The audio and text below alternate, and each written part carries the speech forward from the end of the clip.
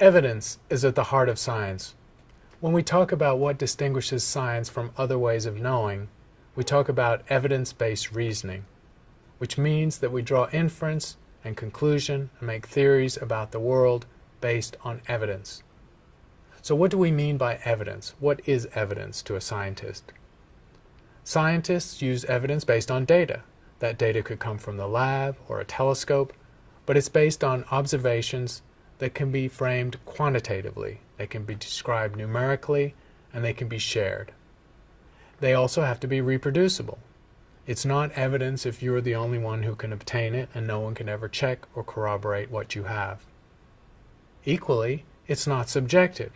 Evidence is not open to the eye of the beholder or an interpretation that depends on one person and the next. Interpreting the meaning of patterns in data can indeed vary from one scientist to another, but the data themselves are not subjective. And finally, the evidence is of course never perfect, and that's because, as we've described, the observations themselves are limited in number or in quality, and we never have quite as much evidence as we want. That doesn't mean, however, that we cannot draw reliable conclusions in science based on the evidence we have. There is no science without evidence. It's not possible to make an assertion about the natural world without evidence to back it up. That's what we mean by evidence-based reasoning. Otherwise, it's just your opinion, and someone else could have a different opinion. Science is a communal activity, so scientists must be able to share data and make their data openly available. This is a big issue in modern science because increasingly large amounts of data are sitting in private domains or behind firewalls or not accessible to other scientists. And it is hard for scientists to come to a consensus, especially on an important societal issue, without the data being shared. Science is driven by data. And given that, there are three tiers of progress in science. The first is gathering more data for a particular scientific experiment. If I'm observing, for example, a faint galaxy with a large telescope, there are a limited number of photons I can gather in a reasonable amount of time, which limits what I can say about the galaxy's size, shape, or color. So I want more and more data. I will ask for more nights on that telescope, or seek a larger telescope to get more data to improve my knowledge of the galaxy, and so on in different areas of science. The second level of improvement or progress involves repeating the experiment. To be more sure of my outcome for this particular faint galaxy, I might go to a different telescope or use a different detector. If this galaxy was at the edge of detection, I'd want to confirm it, probably with another observation, at the very least with the same telescope and detector a year later, but maybe even better with a different telescope or a bigger telescope. The third level of progress involves corroboration by another scientist. And in the end, almost all scientific progress relies on this level of corroboration, where the experiment is repeated by someone else using an entirely different apparatus or equipment. A historical example can help us see the limitations of data and how they play into our sense of progress in science. This series of graphics shows drawings made of Saturn by different people in the first 50 years after the telescope was invented, from the 17th century. Each of these little drawings was made by a different scientist or observer using a different telescope. Telescopes were quite poor quality in these days, the time of Galileo. Optical quality was poor and the lenses were small and had imperfections. We can see Saturn looks quite different in each of these graphics. In some, it doesn't appear to have rings at all, or moons. In others, it appears to have handles. In some, it appears to have rings of different orientations. They're so different. How can we look at these images, these observations, and say which is correct and which is wrong? The point is, at the state of the art, at the cutting edge of technology and observation, we cannot be sure. It's only through improvements in the observations that we become sure what Saturn actually looks like. Of course, flash forward now to the early 21st century, we have spacecraft in orbit of Saturn, the Cassini. And Cassini takes exquisite pictures of Saturn and its rings down to the finest detail. But at the time, when the telescope had just been invented, we learned of Saturn rings for the first time, and we were unsure of their details. This is how science works, to improve knowledge. But in the early stages, the knowledge is contingent, and the inferences are unsure. Murray Gell-Mann, famous Nobel Prize-winning physicist, once said, "Research is what I do when I don't know what I'm doing."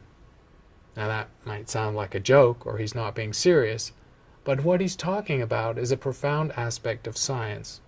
That science exists at the boundary between what we know and what we don't know, where uncertainty is necessarily high. That's the excitement of science, too. You don't know what you're going to find.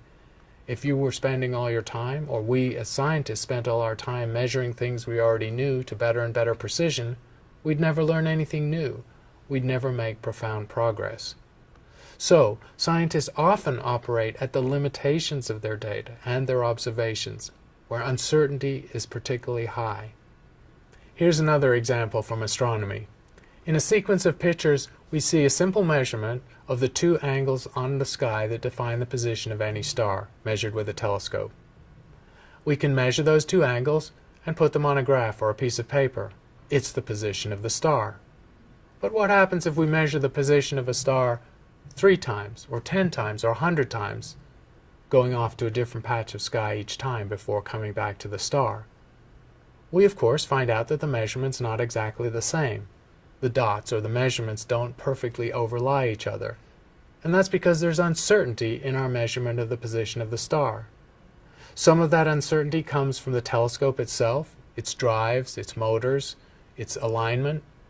Some of it comes from the sky and the atmosphere, blurring the image of the light and refracting it as it passes through the Earth's atmosphere. So all of these uncertainties combine to produce what we see as a scatter plot when multiple observations are made. But if we look at any one observation, how do we know which is the right observation? Where is the star really? It seems like a simple question to ask. If we'd only made that one measurement, the first one, all we could say is the star is here. Having more information, more measurements in this case, ironically makes us less secure, less certain. But it gives us a better understanding of the errors involved in the observation. The scatter plot, produced in the graph with many observations, clearly has a central locus, or a mean position. The mean of the x and the y is the best measurement of the position of the star, our best estimate based on multiple measurements. The scatter, or dispersion, of those dots represents the error, or the uncertainty. This is at the core of how science works. And in theories developed by Carl Friedrich Gauss in the 17th century, we assume, if there's nothing but random uncertainty associated with our errors in the apparatus, that this is defined by what's called a Gaussian distribution. You may know it as the bell curve. In many observations in science, this is what goes on. But notice that we only were able to measure the best position and its uncertainty by having multiple observations, which told us something about the uncertainty in the measurement itself. This is essentially how all science, from high-energy physics to astrophysics, works. In astronomy, in terms of evidence, we have 3 completely distinct regimes. When we're talking about physical evidence or direct evidence, it's really quite local. Remember, we have only stood on one other body in space, and that's the Moon, 250,000 miles away. And with the Apollo missions, we brought back a few hundred kilograms of rocks that are now sitting in the Kennedy Space Center. So we can inspect the Moon material in the same way we could a rock on the Earth's surface, and be very sure about the conclusions we draw from it. This is direct evidence, but it only applies for this one astronomical object. We have visited with our spacecraft a slightly larger set of objects, including moons of the outer solar system. We've landed, for example, on Titan. And we've reconnoitered with a comet and an asteroid. This is fairly direct information, but except in the case of a comet, we haven't brought back samples from these objects. So our information is getting less direct. Sometimes we get lucky and we get free samples from further out in the universe.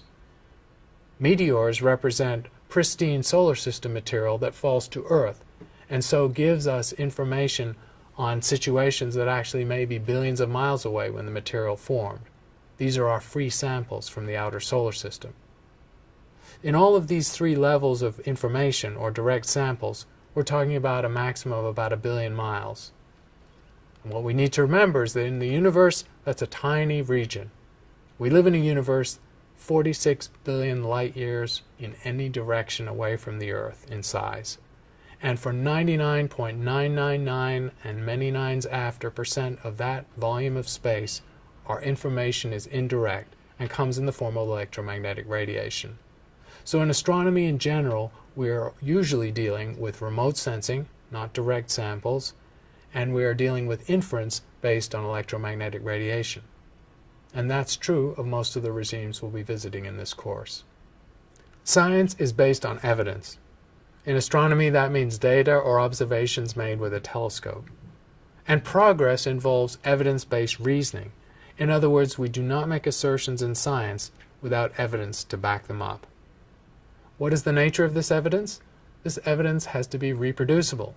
It has to be reproducible by another scientist who wants to test your experiment or repeat your observation. And that, in fact, is the gold standard in science, to repeat the observation. Since all the data and the evidence has limitations, we want more data. And that's why science is a data-hungry enterprise. We always need better and better and more evidence.